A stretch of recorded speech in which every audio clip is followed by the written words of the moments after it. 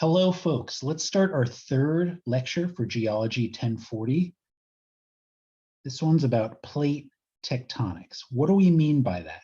Well, we think that Earth's lithosphere, remember that's the crust in the uppermost part of the mantle, that rigid part, that rigid outer layer of Earth, is shaped into these plates.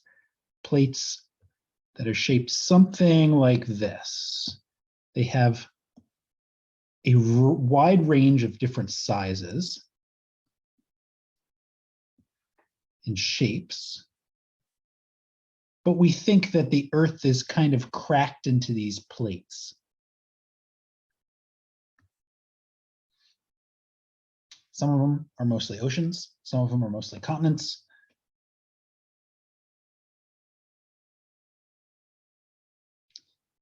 And the word tectonics here refers to any large-scale processes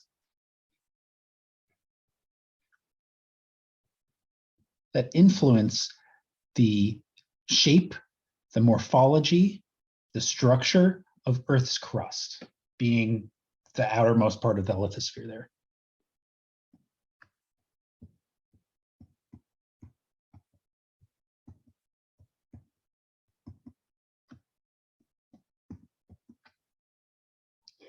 So plate tectonics can explain things like the volcanoes that you see drawn on this map, that's what all these little triangles are, and why it seems like so many of them seem to surround the Pacific Ocean in what we call the Ring of Fire, and why they don't really seem to surround the Atlantic Ocean. It can explain why Earth is divided into continents and ocean basins, and why land isn't distributed more evenly around. It can explain things like why there are mid-ocean ridges here and where the earthquakes happen where they do on Earth. So it's going to be really foundational to our understanding of Earth and Earth surface processes. And also it ends up explaining a lot of the connections in between the igneous, sedimentary, and metamorphic rocks of the rock cycle, and how it really ties everything together in geology. Without it, we're pretty lost when it comes to unifying geology. It's also a really good example of us revising a scientific theory over time. So we've talked in the past about how geology is a science and what that means about testing hypotheses in a way that could falsify them if they are wrong, because we don't want to come up with theories that are just, we can fit to any data. We want to figure out actually how the world works. The theory of plate tectonics and all the explanations that go into it really are a pretty new theory. They weren't fully accepted until the 1970s. And in fact, about 100 years ago, they were pretty much laughed out of geology. Before that, there were several alternative ideas that we'll talk about today. They prevailed, and we'll think about how we can falsify those other ideas with the observations that we've made. And there are a few people that still believe these alternative ideas. And we can never entirely say that plate tectonics is true. We can't prove that it's true. And so there will always be alternative ideas. But for the most part, they don't have any traction anymore in the geology and the geosciences. So we'll break this lecture down into three parts. First, we'll talk about why the Earth's surface has its shape and those alternative theories. We'll describe plate tectonics a little bit, and we'll talk about the evidence that we can use to refute those other ideas, and evidence that ends up lending support to the idea of plate tectonics, because those pieces of evidence haven't invalidated plate tectonics. The next lectures will be on the types of plate boundaries between these tectonic plates and where hotspots fit into this, because those aren't plate boundaries, but they tell us a lot about tectonic plates. And then lastly, we'll show a plate tectonic reconstruction of what Earth's surface has probably looked like in the way that the plates have moved over the past 600 million years or so. So let's dive in. Plate tectonics is really an answer to the question of why Earth's surface has the shape it does.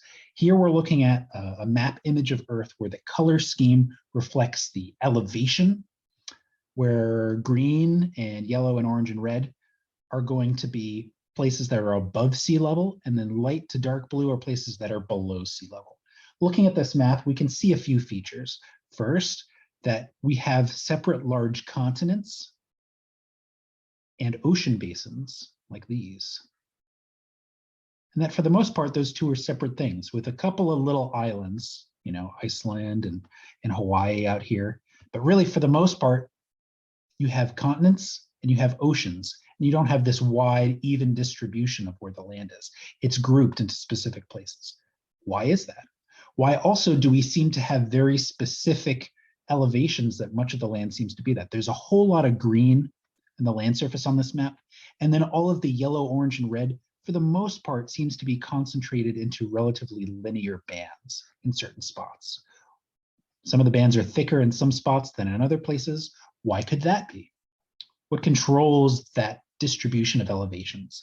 And in the ocean basins, for the most part, there are a lot of places that are very deep blue. And then only in certain places along the margins of continents, and then in the centers of some ocean basins, is there any light blue on the map. Why would that be? A few ideas for why this is, a few alternative theories, bodies of thought on why Earth's surface might have the shape it does, and why there are a host of other phenomena at Earth's surface are these four things here. So we have the expanding Earth idea. That's the idea that Earth used to be much smaller than it is, and over time, that it has actually expanded, and the continents have separated, leaving ocean basins in between. That's one idea that had a lot of traction for a long time, as did the contracting Earth theory, sort of the opposite of that, speculating that Earth used to be larger and that it has actually contracted over time. Think about taking a grape and making it wrinkle by leaving it out in the sun and making a raisin. That would cause these sort of contraction bands and these ridges and valleys here to form. Could that explain why we have linear mountain ranges where we do and why we have ocean basins where they do? Another idea that was used largely to explain fossil distributions is the existence in the past of these land bridges. There are similar fossils over here, and maybe there used to be a bridge that connected South America to Africa, connected Madagascar and southeastern Africa to India. Then there's the idea of plate tectonics, which is that Earth is divided up into these plates that we've talked about already, and that those plates, kind of like if you think about ice flows on a frozen lake, those ice flows are largely rigid, but they can grind against each other a little bit. In that same way, these plates might be able to move around and past each other and over and underneath each other. And in so doing, create a lot of geological phenomena. So which of these four ideas is best supported by the evidence, or at least is not refuted by the evidence that we have available? As a brief introduction, I'll note that plate tectonics is going to win out in this battle, as you probably guessed based on the nature of this talk so far.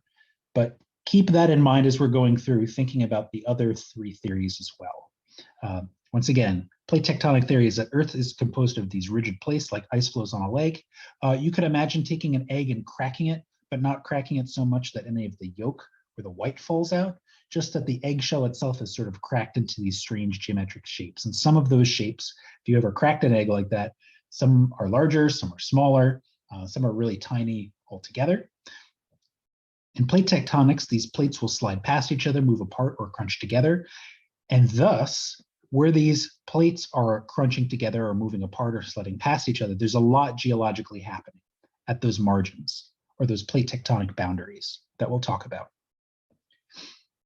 The first scientist to put all this together was Alfred Wegener in 1915 when he proposed the idea of continental drift, to propose why it seemed like maybe the continents themselves had been moving relative to one another over time.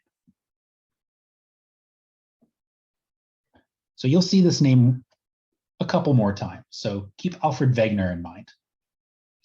As a brief introduction to this, I want to remind you about how convection can influence plate tectonics. And so we're going to play this video here. So the basic concept is that heat inside the Earth drives motions. We have convection currents through which heat is dissipated from the interior of the Earth. Those convection currents then have an impact on what happens at the surface. So as the convection currents rise, the surface of the Earth is actually fractured or ruptured, and portions of the Earth's surface spread away from the rising convection current.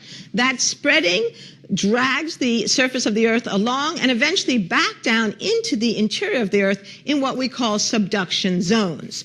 And this also drives the motion of the continents, what is sometimes referred to as continental drifts. Sediments can accumulate on the continental margins, they get incorporated into mountain belts, and then melting of the slab or of the mantle above it can lead to volcanoes, such as we find in the Andes in Chile or Mount St. Helens on the west coast of the United States. If we back off and look at what this looks like on a planetary scale, we see that the whole planet can be divided into a series of fragments, which we call plates, and it's the motion of those fragments, those plates, that explain earthquakes, volcanoes, and a host of other features about the planet that we live on. So you saw a couple of important details in that video that you'll want to remember, which is that some of them are that heat inside Earth is driving plate tectonics.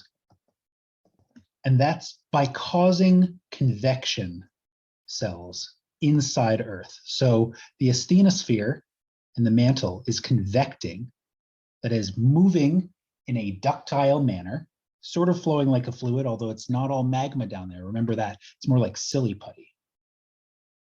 And as that fluid moves, it takes some plates at divergent boundaries and moves them apart. And as you saw, new crust was forming as those plates move apart. And then where plates come together, sometimes one of them will subduct underneath another one. You also saw that plate tectonics was associated with volcanism. And you heard it mentioned that it was also associated with earthquakes. So several different pieces of evidence have been used to argue for and against each of these theories, including plate tectonics. And the best theory is going to be the one in least conflict with the observed evidence. Note that that never proves that the theory is true. It's just our best theory so far. And it could be the case that lots and lots of new information would revise something about how we think about this theory and plate tectonics. But we would need a whole lot of evidence at this point to overrule plate tectonics, just because so much of it is supported by all of the evidence. So first piece of evidence we want to talk about, the first thing that folks noticed as they were starting to come up with a complete map of the world, is that it seemed like to cartographers, map makers in the 1600s, that the coastlines of some continents fit together, especially the coastline of South America and Africa. It seemed like too much of a coincidence that you could have fit those together. And it also seemed like Madagascar and India and Antarctica and Australia and even Saudi Arabia all could have fit together at some point. And so there was a question of how we got to the point that all of these were separated by oceans or seas instead of being connected to one another. So these four alternative theories I want you to think about as we go through, and just think to yourself, what would these four alternative theories predict about the way that coastlines should fit together?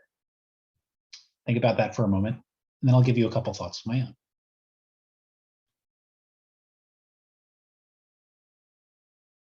So the idea that that the continents themselves once fit together but have since spread apart, it's a large feature of expanding. So certainly the fact that that the continents and their boundaries seem to fit together in some places is consistent with the expanding Earth idea. So we can't set that one aside yet. Now, what about the contracting Earth theory? Nothing in there would say why over time, as Earth contracts, you would have separated any of the continental barriers. Those coastlines, there's no reason that coastlines in the past would have fit together if the Earth has been contracting the whole time. So that doesn't really fit. Land bridges doesn't really have anything to say about this.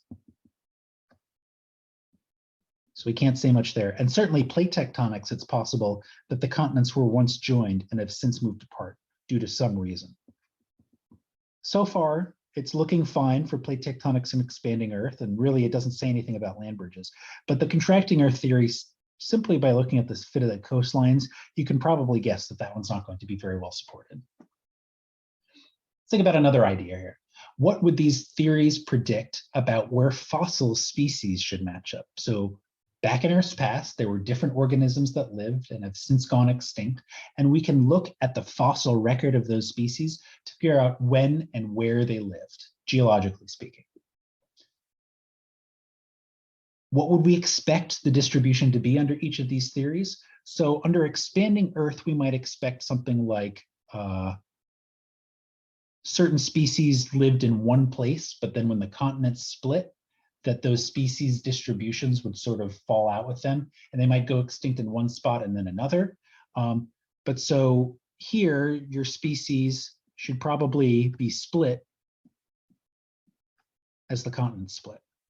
Okay. What about contracting Earth? Well, you would expect that if Earth were contracting, that if some of the species in one spot were identical to species in another spot, then that would mean that those continents have already joined together and they shouldn't further split. So we probably wouldn't expect species shouldn't be split. Like one species shouldn't be split on different continents.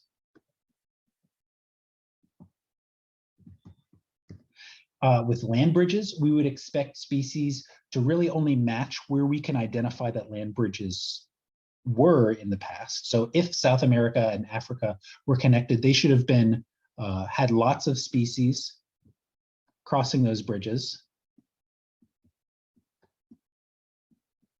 as long as the bridges existed.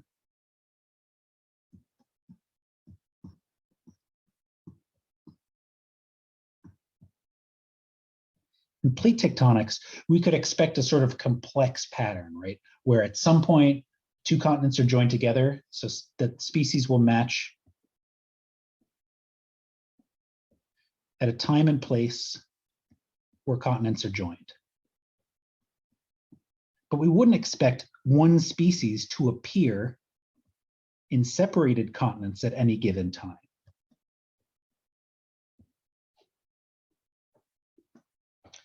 So taking a look at where we do find fossils in common, and this is sort of combined with if we had joined all of these continents by their coastlines together again, we see several areas in which fossils match across continents. We actually find evidence that the same species that lived in ancient South America and Africa also lived in southern India and even Antarctica and Australia, all at the same time. Fossils of this particular fern, that is. That would also imply that at some point, Antarctica must have been a lot warmer than it is now. It's possible that these could have been matched up by a land bridge, in which case we would expect to see some evidence of that ancient land bridge in the geologic record. We should be able to find some evidence of that bridge, or at least its remains. So what would we expect the ocean floor to look like if there used to be a land bridge between them, or if the continents were once joined and later moved apart? So is it bridges, or is it plate tectonics? Well, one thing we might expect is to find some remains, maybe some low hills or underground seamounts that connect the spots in which we have fossils matching. So probably expect one there. Let's take a look at what we actually see. There's a slight amount of hills that connect these areas, but really it seems much more like there's a ridge of low seamounts that runs in between these continents. That doesn't really seem to match up with our idea of having land bridges there. Now, researchers in the past have thought maybe this land bridges idea was true, but then once we started to map the seafloor a little better using technology first developed during World War II to look for submarines, we started to realize that there's not a whole lot of evidence that any of these land bridges actually existed, with the possible exception of one that runs between Russia in the northeast and northwestern Australia and northwestern Alaska. And we think that humans actually crossed that land bridge that may have been influenced by ice in the past. Anyway, what would these four alternative theories predict about where earthquakes and volcanoes should occur? Where do you think the earthquakes and volcanoes would occur on an expanding Earth or a contracting Earth? What about if there were land bridges? And what about under the theory of plate tectonics? So land bridges, that doesn't say anything about it, right? Seems more and more like this theory is just, it's a very narrow theory. It's not going to explain very much on Earth. And that's fine, but it also doesn't seem like the land bridges themselves, there are any remnants of most of those.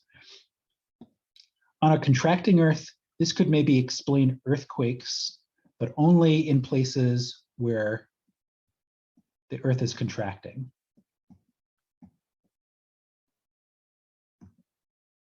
We would probably expect only earthquakes to happen at mountain belts, because those, like the wrinkles on that grape, would be where it seems like the Earth is contracting the most. But it doesn't say much about volcanoes. You could come up with your own idea there. On expanding Earth, this doesn't give us much idea about earthquakes, because if Earth is expanding, it doesn't seem like rocks would be grinding against each other. In contrast, we might expect volcanism just about everywhere, anywhere that a crack is opening up to accommodate the expansion of Earth. And once again, in plate tectonics, is probably going to be a complex pattern, like quakes where you've got plates coming together, and more volcanoes or eruptions where plates are coming apart and allowing molten rock to come up in between.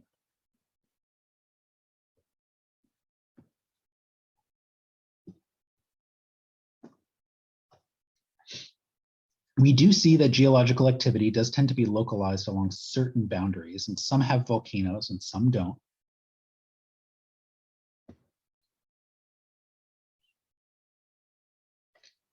We can also discuss individual problems with each of these other theories. The expanding Earth theory, we have to wonder why Earth would expand.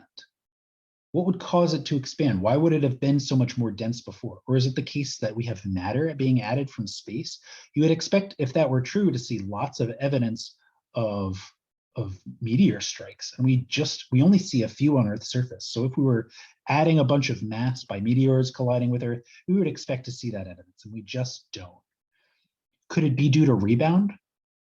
Maybe Earth was compressed under a heavy atmosphere at some point, and then that atmosphere got blown off and the Earth is rebounding. But it's still hard to physically reason. So the physical reality conflicts with this. Hard to imagine a way that this could work. Also, why do some rocks, like these ones here, show evidence of compression? If Earth is just expanding, there's not a lot of room for any forces of compression to have caused these bends in these mountain belts. So that is a problem with expanding Earth. It does seem to refute that idea. Now, what about contracting Earth? Why would it contract? Same idea. Where's all the matter gone? If Earth is cooling off, and like we know, as things cool off, they tend to contract a little bit, that would have to imply that Earth used to be thousands of degrees, even when it seems like life has existed on Earth for a really long time. So again, physical reality seems to really conflict with the contracting Earth theory. Contracting Earth is also the most inconsistent with the idea that continental rocks and fossils match. So we talked about how fossils had matched across this. It also turns out there are large areas of rocks marked in red and green here, which also seem to match across these continents, at least at specific points in Earth's history. And it's really hard to explain how that would be if Earth were contracting and South America were never in contact with Africa before.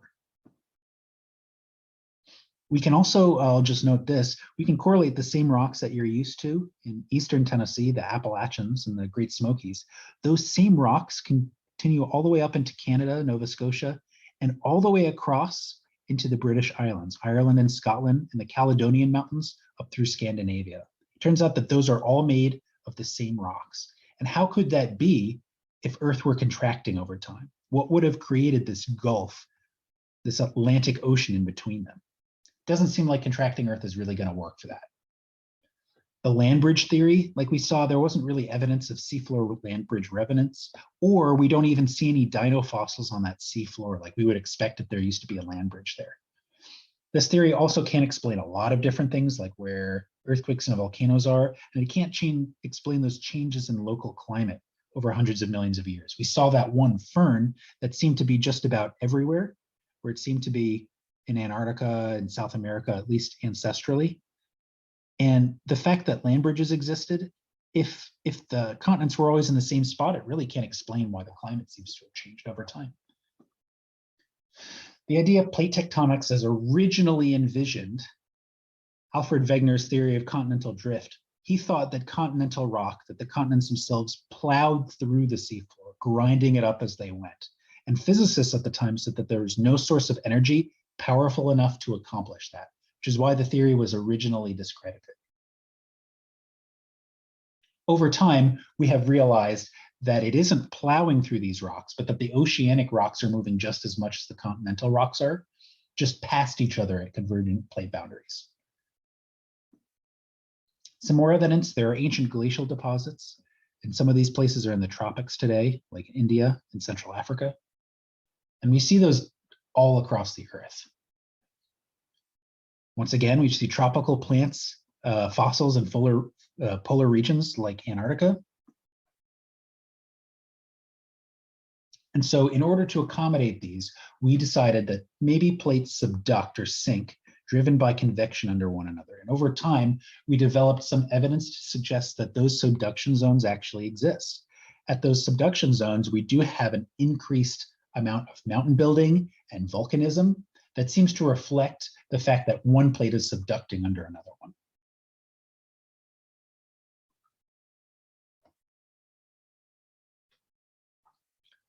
One important element of a theory that I mentioned in the past is that it has a proposed mechanism as well. There has to be some explanation of why. So not only that the plates move, but that there's some explanation for why the plates move. And you saw it in that animation.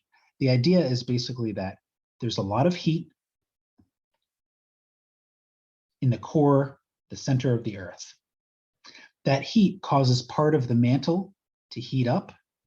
And when things heat up, they get less dense. Because their temperature increases, the thermal motion of the atoms that make them up increases, and those atoms push each other apart. This part of the mantle would then get less dense. Less dense things tend to rise, and more dense things tend to sink as a result of gravity. Gravity is pulling on all of it, but it's pulling, the force is greater on the heavier, the more dense parts. And as a result, they're going to try to come further towards the crust and displace these less dense parts. As those hot, less dense material rises, it cools off and then it sinks elsewhere. So you generate these convection cells, as we've written here.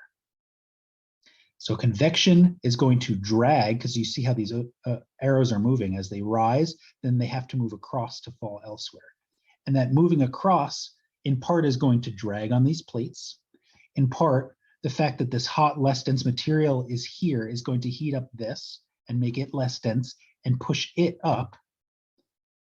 And the fact that this part over here is cooler is going to pull it down. So there's a little bit of ridge push and slab pull, as well as convection cell drag. It's all caused by convection, but the basic idea is that this oceanic plate that we see diagrammed here is going to move toward this continental plate over here.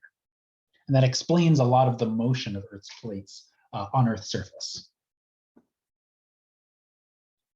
Let's think about this. Based on that mechanism, would you expect continental crust, the crust over here, to be older or younger on average than oceanic crust? And one hint is that the continental crust, remember that it's less dense, we mentioned that a couple lectures ago, it's not dense enough to subduct. So it's really only the oceanic crust that's ever subducting, going down below the lithosphere and being subducted into the mantle where it gets destroyed.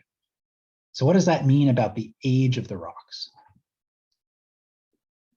Well, let's take a look, because we've actually measured the age of some of these rocks. In the oceanic crust, it goes from, some of it is very recent, 0 million years old, and this might also be written as mega annum. You might see it written either way. And it goes up to not quite 300 million years old. And some of the oldest crust on Earth, oceanic crust, is actually off the North Carolina coast nearby us. But that's about as old as it gets, 280, maybe 300 million years old. Let's look at the scale of ages of continental crust. So 300 million years would be right about here. In contrast, a whole lot of Earth's continental crust is way older than 300 million years. It goes up to several billion years in some spots. We can see that that's consistent with the idea of plate tectonics because it explains that the oceanic crust is what's subducting, thus getting destroyed and being recycled more often. Thus, the oceanic crust is going to be, on average and overall, much younger than the continental crust, which rides on top. It floats because it's less dense, and so it never sinks. A little bit more pieces of evidence that you'll see mentioned. Igneous rocks contain magnetic minerals, principally the mineral magnetite, but also some other ones. And the idea of magnets is that they are going to align with a magnetic field. Earth generates that magnetic field that we talked about. The geodynamo generates that. And when igneous rocks cool, the magnetite is going to point along that magnetic field as it existed at the time of crystallization. Once the igneous rock is cooled and solidified, those magnetite grains can't change direction. So it kind of serves as a paleo compass, an ancient compass, telling us which way Earth's magnetic field pointed at the time. Because of that, we can also use it to age correlate rocks, because they should all point the same way if they're the same age.